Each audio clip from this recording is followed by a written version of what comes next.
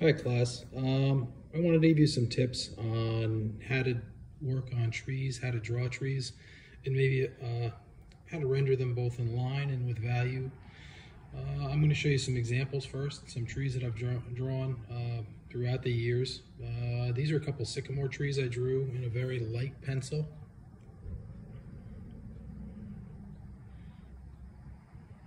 In my sketchbook. Give you a chance to look at that a little bit.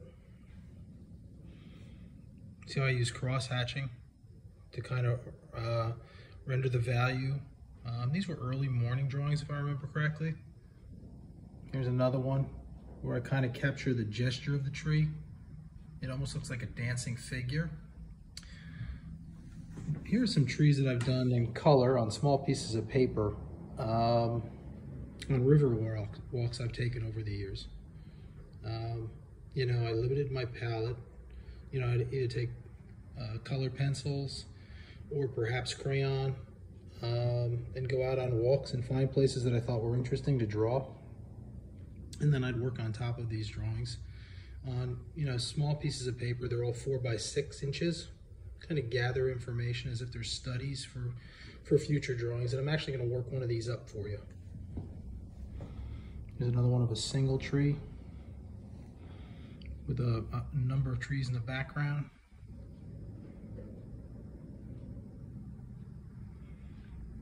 This is actually on green tinted paper. I painted the paper with watercolor green and then drew with crayon and with colored pencil over the top of it.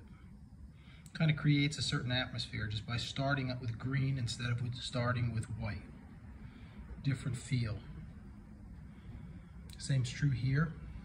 Color pencil, some crayon. This one's a watercolor I did. Looking across a river, give you a chance to look at some of that. You know, the reflections in the water. Just giving you a certain idea of what the branches and what the leaves are doing.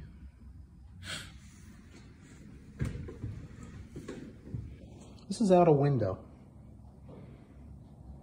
You know, that those dense networks of branches that you sometimes see. It was a rainy day.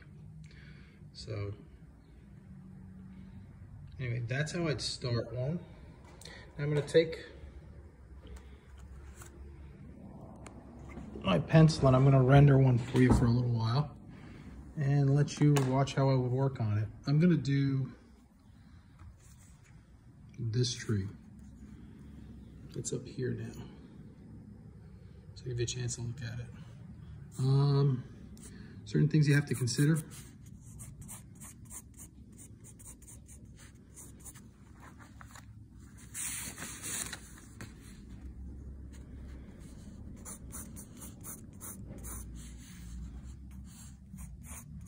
Just being kind of loose in the way that you approach the individual branches.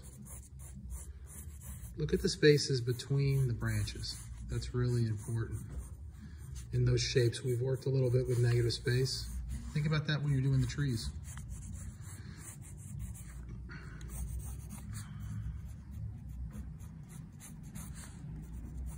As branches move away and grow upwards, they become thinner. And nobody can see every single little branch that's in a tree without, you know, copying a photograph, so to speak. So don't worry about that. You're just trying to get the overall feel for how the tree feels or how it looks when you look at it.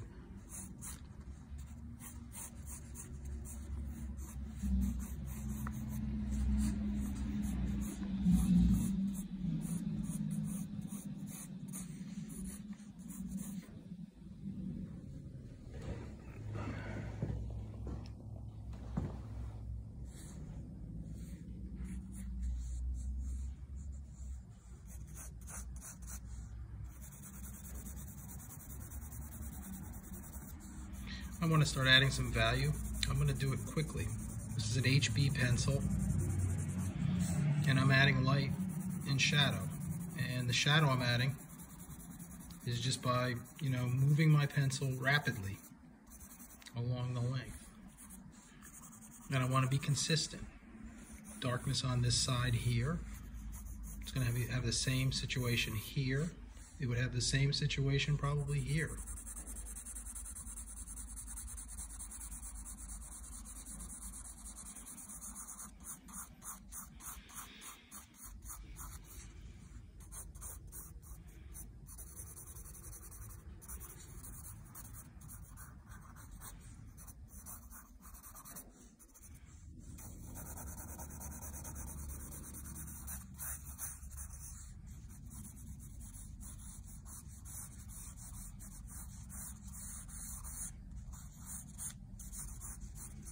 So here we have a really wide trunk of a sycamore.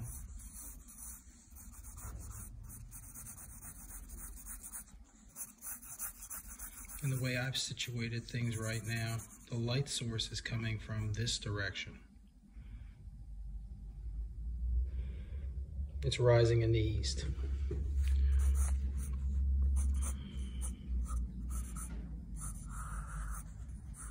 Individual branches spring out of those larger branches.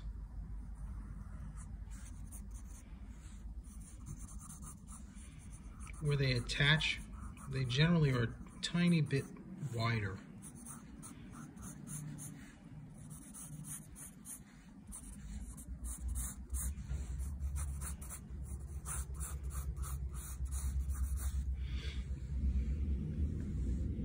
So that's how it kind of started it a little bit, just so you get a feel for it.